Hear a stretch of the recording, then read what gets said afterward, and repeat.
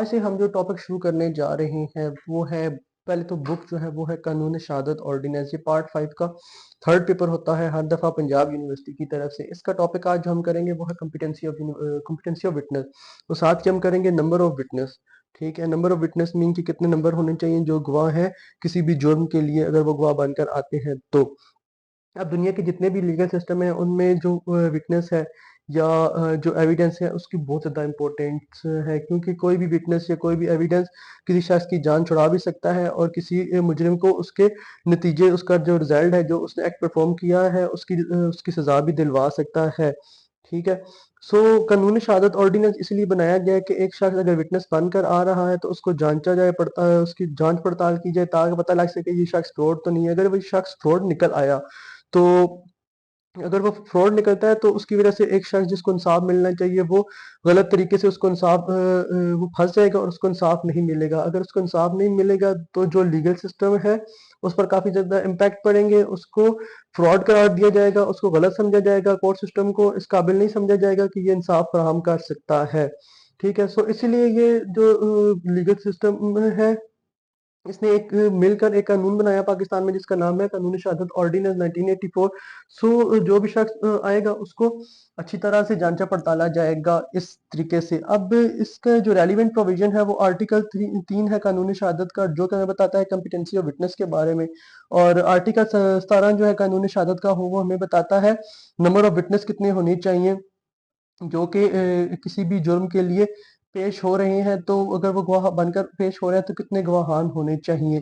ठीक है। अब इसका मीनिंग क्या है according to law dictionary? A person who has seen something, जिस शख्स ने अगर कुछ देखा हो, कोई एक्ट परफॉर्म हो रहा हो उसके सामने, ठीक है, और उसने वो देख लिया है या वो उस वक्त जहाँ पे कोई जुर्म हो रहा था तो वो शख्स वहीं पे था, तो उस शख्स को विटनेस कहते हैं। अब इसकी डेफिनेशन क्या है? डेफिनेशन ये है कि जो भी शख्स जिसकी उम्र 18 साल से ज्यादा हो और वो हर चीजों को समझता हो। ठीक है।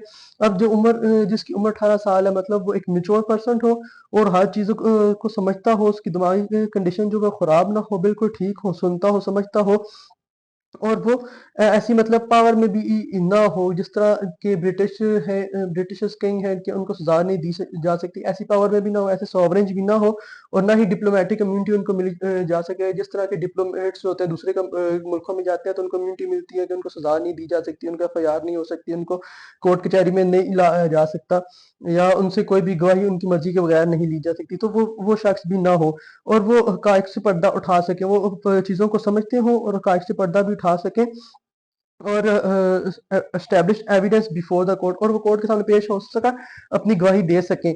ऐसा शख्स जो होगा जिसकी उम्र भी 18 साल से ऊपर होगी, सोचता समझता भी होगा, डिप्लोमेटिक कम्युनिटी भी उसको हासिल ना हो, चीज़ों को हकायक से पर्दा भी उठा सके, कोर्ट के सामने भी पेश हो सके, ऐसे शख्स को क्या कहते हैं? विटनेस कहते हैं। ठीक है। अब कम्पिटेंसी ऑफ विटनेस का क्या मतलब है? एक शख्स जो कि एविडेंस देख सकता है, दे सकता है। ठीक है। उसके खिलाफ कोई भी ऐसा सिस्टम या कोई भी कानून जो है उसके खिलाफ पास नहीं हुआ कि वो एविडेंस न दे सके, मीन वो उसके खिलाफ ऐसी कोई भी कोर्ट ने कोई भी चीज पास नहीं की, कोई कोर्ट ने कोई भी कानून पास नहीं किया कि ये एक शख्स जो है कोई मुजरिम है, आदि मुजरिम है या झूठी गवाही देता है, तो वो शख्स क्या होगा? कॉम्पिटेंट होगा विटनेस देने के लिए, गवाही देने के लिए, एविडेंस पेश करने के लिए। अब इसकी क्वालिफिकेशन क्या होनी चाहिए विटनेस की? कि अब not prevented from understanding the question. ठीक है। सबसे पहले कि एक शख्स से अगर उससे कोई सवाल पूछा जा रहा है तो वो इस काबिल होना चाहिए कि उसको सवाल समझ आ रहा है। ठीक है। A witness should not be prevented from understanding the question but put to them, उसको तमाम तर सवालों के समझ आ रहा हो, it mean that he must having understanding as to nature of question, और उसको नेचर उस क्वेश्चन समझ आ रही हो कि यार किस किस्म का सवाल पूछा जा रहा है। उससे ये ना हो सवाल आम और वो मतलब डिफरेंट किस्म के सवाल पूछे जा रहे हो और वो आंसर कुछ और दे रहा हो, मतलब ये नहीं होना चाहिए। और उसके अलावा उसकी कैपेबिलिटी रैशनल आंसर, और जो सवाल उससे पूछा जा रहा है उसका आंसर भी उसी किस्म का होना चाहिए। ये ना हो सवाल कुछ इंग्लिश का पूछा जा रहा हो वो आंसर उर्दू का दे रहा हो, मतलब इस तरह के मैथ्स वगैरह के सवाल दे रहा हो, इस तरह आंसर दे रहा हो, इस किस्म का नहीं होना चाहिए। जो सवाल पूछा जा रहा है सिर्फ उसी किस्म के आंसर दे, उससे मिलते जुलते आंसर दे, ना कि कोई। और अगर उससे कत्ल का बारे में पूछा जा रहा है, कत्ल किसने किया है, तो वो और बताना शुरू कर दे कि यार उसको डिवोर्स हुई है, इस तरह का ना हो। अगर उससे कत्ल का पूछा जा रहा है जो जिस चीज के लिए आया है तो फिर उसको आंसर भी उसी किस्म का देना चाहिए, आगे पीछे के आंसर नहीं देने चाहिए। और जो शख्स कोर्ट के सामने पेश हो रहा है, कोर्ट ने इसको परजुरी, कोर्ट ने इसको not convicted by court for परजुरी, मतलब उसने झूठी गवाही देने का उस पे जुर्म ना लगा हो कि यार ये कन्विक्टेड है कि ये झूठी गवाहियां देता है, ये शख्स झूठा है, झूठी गवाहियां देता है, इसको कोर्ट के सामने पेश ना किया जाए। अगर वो झूठी गवाहियां देता है तो उसकी कोर्ट जो है विटनेस एक्सेप्ट नहीं करेगी। अक्सर ऐसा होता है कि अदालतों में लोग घूम रहे होते हैं जो पैसे लेके झूठी गवाहियां देते हैं, सो कोर्ट को कई दफा पता लग जाता है कि ये शख्स जो है झूठी गवाहियां देते हैं, तो कोर्ट उन पे ये चीज लगा देती है कि ये शख्स झूठे गवाहान है, इनकी कोई किसी किस्म की कोई भी गवाही एक्सेप्ट नहीं की जाएगी। अब इनकी क्वालिफिकेशन क्या होनी चाहिए according to holy Quran? Sorry. उनकी सबसे पहले तो नजर ठीक होनी चाहिए, उनकी नजर बिल्कुल ठीक होनी चाहिए, उनको हर चीज नजर आती हो, ठीक है। उसके बाद जो वो चीज बोलते हैं, ठीक है, या बोलते हैं या कुछ ऐसी डिस्कशन करते हैं, वो according to in case of हदूद कैपेसिटी टू स्पीक और कम्युनिकेशन, इन केस वो बोल सकते हो, सुन सकते हो, समझ सकते हो चीज़ों को, और वो जो बोलेंगे वो ईमानदारी के साथ बोलेंगे, इखलाकियात के दायरे में रहकर बोलेंगे।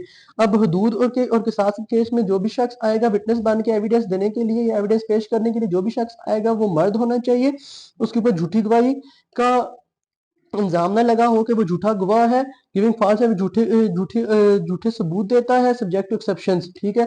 Not to given evidence with the hope to receive, और वो जो गवाही देना आ रहा है वो इस लालच के साथ ना आएगा, जब वो गवाही देगा तो उसको दुनिया की कोई ना कोई दौलत दी जाएगी। मतलब हो सकता है कि एक शख्स गवाही देने आ रहा है तो उसको जो शख्स गवाही देने के लिए ला रहा है उससे कहा होगा कि तुम ऐसा करोगे तो मैं तुम्हें इतने पैसे दूंगा, ऐसा करोगे तो इतने पैसे दूंगा, उसको दुनिया की किसी किस्म की लालच ना हो। The witness is to be of the same religion. अब जो शख्स किसी किस्म की गवाही देने आ रहा है वो उसी मजहब का होना चाहिए कि जिस शख्स के खिलाफ वो गवाही दे रहा है, जिस मजहब का वो शख्स है, तो उसका मजहब भी वही होना चाहिए। अब जो सबूत शख्स देने आ रहा है, जिसने वो कंप्लेंट, अब उस शख्स के जो कंडीशन होगी, ठीक है, टेस्टिमनी के लिए फॉरगिविंग टेस्टिमनी क्या होना चाहिए? सबसे पहले तो कंप्लेन होनी चाहिए, ठीक है, एक कंप्लेन का एग्जिस्टेंस होनी चाहिए, एग्जिस्ट करनी चाहिए कंप्लेन। और उसके अलावा क्या होगा, उस शख्स के दरख्वास्त की जाएगी कि तुम आओ और आके कोई सबूत पेश करो, कोई इस तरह का कोई, सॉरी। और तीसरा क्या था, witness has a personal knowledge of the fact. अब जो भी हकायक है, जो भी मतलब काम हुआ है, उसको जो गवाह है उसको उस चीज की प्रॉपर नॉलेज होनी चाहिए कि क्या एक्चुअल एक्ट हुआ है। सो वो उसी बारे के में कोर्ट आए और अपनी जो गवाही है वो पेश करेगा। द वर्ड शहादत must be use in the beginning. अब वो शहादत देगा शुरू में कि यार मैं इस चीज की गवाही देता हूँ, इस चीज की शहादत, मतलब कलमा वगैरह पड़ेगा, ओथ लेगा एक किस्म का। और विटनेस जो होगा, जो गवाह होगा, उसको जो वाकया हुआ उसको प्रॉपर याद होना चाहिए। ये ना हो कि उसको चीजें भूल रही हो और वो अपने से लगा लगा के बातें बता रहा हो। ये ना हो या बार बार बीच में रुके, हाँ वो सोचना शुरू कर दे ये हुआ था, ये नहीं हुआ था, ठीक है, इस किस्म का नहीं होना चाहिए। इसको प्रॉपर वाकया याद होगा एक्चुअल हुआ क्या था, ठीक है। Witness must be able to identify the both parties of the cases. उसको जो दोनों पार्टी हैं, अब एक किस्म का एक्सीडेंट हुआ है तो वो खड़ा हुआ देख रहा था, उसको दोनों पार्टीज की शक्लें याद होनी चाहिए कि एक्चुअल गलती किसकी थी, ठीक है। उसको दोनों चीजें याद होनी चाहिए कि एक पार्टी की शक्ल भी याद होनी चाहिए, दूसरी पार्टी की शक्ल भी याद होनी चाहिए थी। और वो जो स्टेटमेंट उसके सामने रखी गई है विद द क्लेम, उस चीज को कंफर्म करेगा कि भाई इसकी गलती थी, ठीक है। अगर ये शख्स, दूसरा शख्स ये क्लेम कर रहा है कि उसको हक मिलना चाहिए तो उसको हक मिलना चाहिए। मैंने खुद देखा है कि पार्टी ए की गलती थी, उसने पार्टी बी के साथ या कोई भी एक्ट परफॉर्म किया है, पार्टी बी को डैमेजेस हुए हैं तो उनको कंपनसेट करना चाहिए, कंपनसेट जो कि पार्टी बी कर रही है उसका हक बनता है, ठीक है। अब पार्लियामेंट, अब जो आया है, ठीक है, शख्स गवाह, उसका इस जांच पड़ताल की जाएगी कि यार ये इस काबिल है भी कि नहीं, ठीक है। और ये जांच पड़ताल कौन करेगा? ये प्रिसाइडिंग ऑफिसर जो है वो करेगा अदालत की तरफ से। Whether witness is competent to testify और नॉट, कि जो शख्स आया है गवाही देने के लिए वो इस काबिल है कि नहीं, ठीक है। उसके बाद नॉट एन इंटरेस्टेड, अब जो शख्स गवाही देने के लिए आया है उसका किसी किस्म का कोई भी इंटरेस्ट नहीं होना चाहिए, ठीक है, किसी किस्म का कोई भी इंटरेस्ट नहीं होना चाहिए, उसको पैसे नहीं मिलनी चाहिए, दुनियावी लालच नहीं होनी चाहिए, लालच नहीं होनी चाहिए। मैं लोहरी बन गया हूँ, मुझे बस पता नहीं क्या चक्कर है। Must not be a female, औरत नहीं होनी चाहिए। अब जो प्रिसाइड है, हु डिटरमाइंस द कॉम्पिटेंसी, अब जो प्रिसाइडिंग ऑफिसर है कोर्ट का वो डिटरमाइन करेगा कॉम्पिटेंसी ऑफ विटनेस, ठीक है।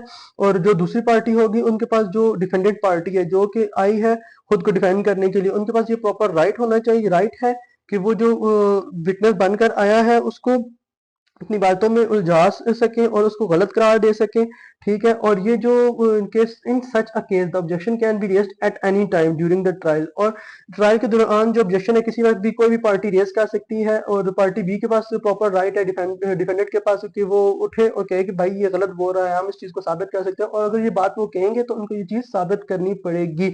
Admissibility of the evidence of witness not solely dependent.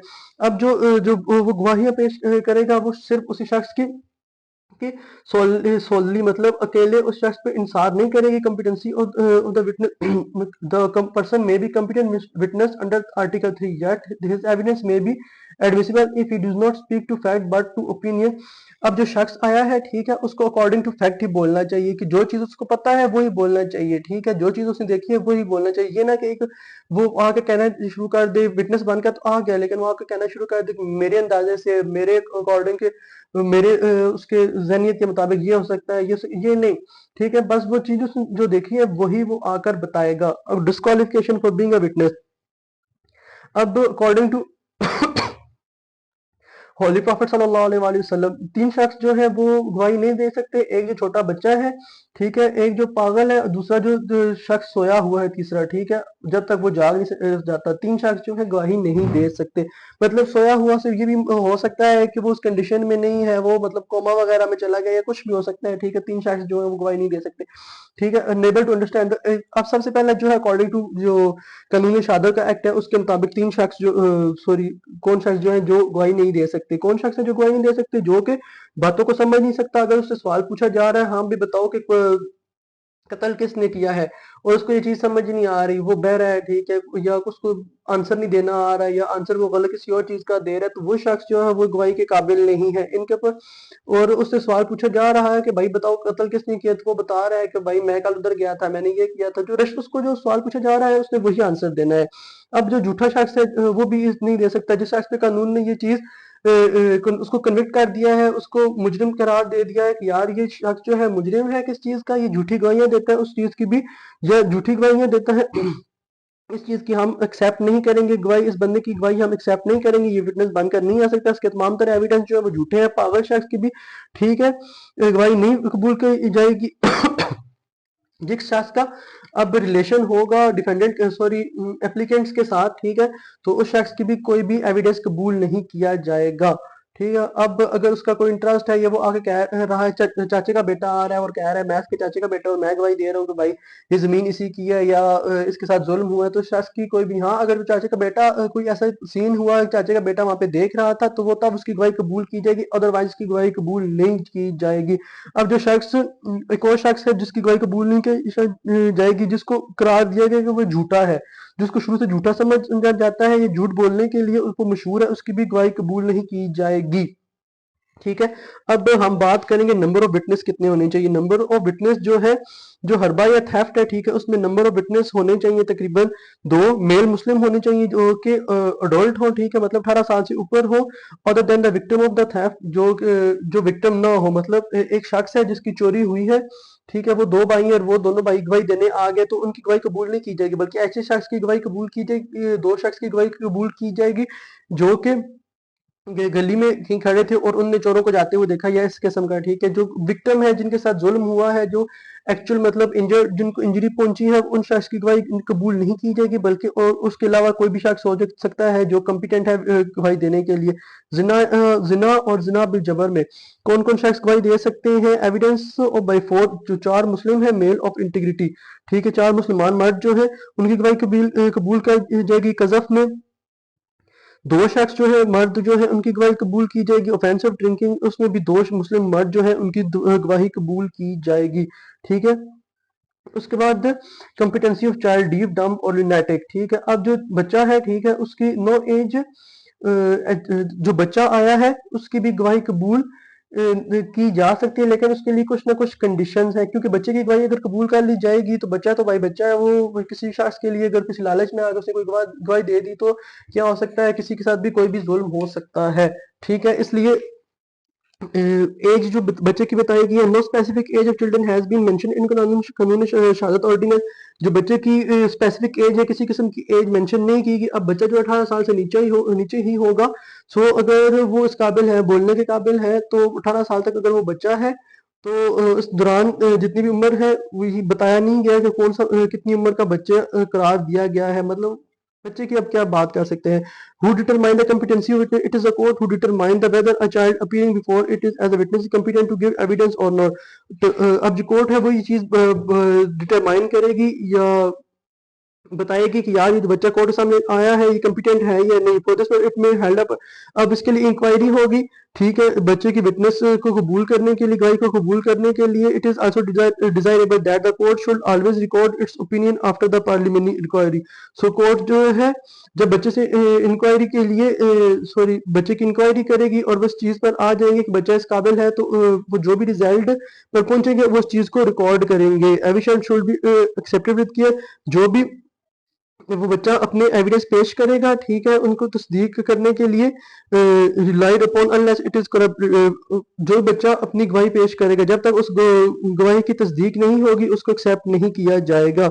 Child is innocent and meant to speak truth. अब बच्चा जो है अगर कोर्ट के सामने आ रहा है और वो क्या है, वो इनोसेंट है, मासूम है और वो सच बोल रहा है, तो उस क्या होगा, उस सच की भी तस्दीक की जाएगी। Thought it must not be lost side. इस चीज को बिल्कुल भी भूला नहीं जाएगा कि बच्चा बेशक जितनी भी उम्र का हो, बेशक इनोसेंट है, वो किसी पार्टी के प्रेशर में आके तो झूठी गवाही दे सकता है। ठीक है, और but if does so he can be easily trap, और वो दूसरी पार्टी की बातों में आके कुछ भी कर सकता है। सो उस बच्चे की गवाही को बहुत ही क्या कह सकते हैं हम, उसके लिए हम क्या वर्ड इस्तेमाल कर सकते हैं, बहुत ही ध्यान से इस चीज को देखा जाएगा। therefore it will be unsafe to base the conviction of accused upon the test। इसलिए जो बच्चा है जिसकी गवाही ली जा रही है बिल्कुल ये अनसेफ है किसी शख्स को सजा देने के लिए। किसी अक्यूज शख्स जो कि मुलजिम है उसको मुजरिम करार देने के लिए अगर किसी बच्चे की गवाही ली जा रही है तो बिल्कुल अनसेफ है। इसको बहुत ही सी से मराहल से गुजार के बच्चे की गवाही को तस्दीक करने के बाद और उस चीज को रिकॉर्ड करने के बाद उसकी गवाही को एक्सेप्ट किया जाएगा। अब जो बच्चा झूठा sorry deaf dumb and lunatic as a witness, अब जो बहरा है, बोल नहीं सकता या पागल है, उसके lunatic is competent person to testify. वो अब उसकी जो गवाही देने आएगा तो उसकी गवाही को कैसे एक्सेप्ट किया जाएगा, इसके लिए भी प्रोसीजर है। If he can understand the question, अगर वो सवालों को समझ रहा है पुट टू हिम जो उसके सामने रखे गए हैं एंड सही आंसर दे रहा है तो उस शख्स की गवाही भी कबूल की जा सकती है।